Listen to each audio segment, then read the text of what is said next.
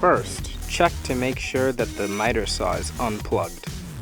Then, check the waste bag. If it is full, safely dispose of waste in the trash.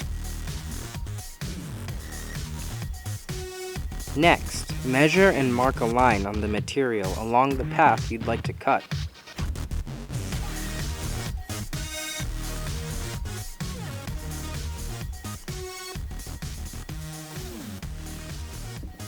Place the marked line in the path of the saw blade.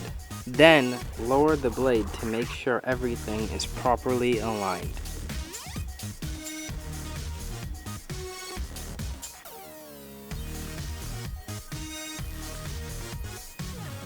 Clamp the material to the saw using squeeze clamps, making sure that they don't interfere with the blade. Plug the miter saw in. Pressing the safety down with the palm of your hand, make sure your hands are clear. Then pull the trigger with your index finger and slowly lower the blade through the material.